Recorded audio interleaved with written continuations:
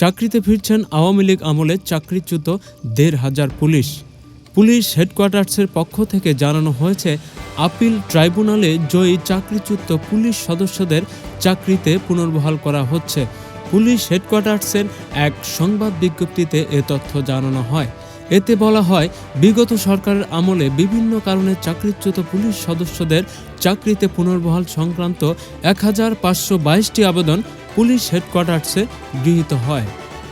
আবেদনকারীদের মধ্যে কনস্টেবল ১০২৫ জন, নায়েক ৭৯ জন, এএসআই এবং এটিএসআই ১৮০ জন, SI, sergeant, TSI ২০০ জন, inspector ১০ জন এবং নন পুলিশ সদস্য ২৮ জন।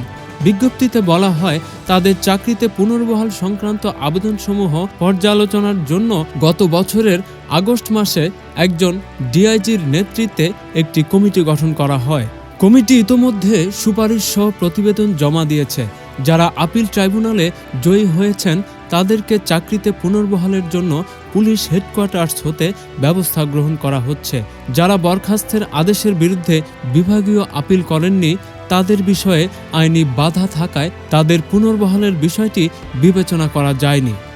যারা বরখাস্ত অপসারণ আদেশের বিরুদ্ধে অ্যাডমিনিস্ট্রেটিভ ট্রাইব্যুনালে মামলা করেননি তাদের পুনর্বহালের বিষয়ে আইনগত কারণে বিবেচনা করা সম্ভব হয়নি। এতে আরও বলা হয়, যাদের বিরুদ্ধে নৈতিক স্খলন, আর্থিক দুর্নীতি ও অন্যান্য অভিযোগে ফৌজদারি মামলা রয়েছে তাদের বিষয়ে বিবেচনা করা সম্ভব হয়নি।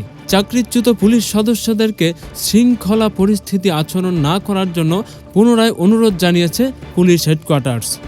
প্রিয় দর্শক, এই ছিল এখনকার প্রতিবেদন। নিত্য নতুন সংবাদ পেতে আমাদের চ্যানেলটি সাবস্ক্রাইব করুন এবং আমাদের ফেসবুক পেজ ফলো দিয়ে রাখুন। ডেস্ক রিপোর্ট, মেহেদী সরকার, বি নিউজ, ঢাকা।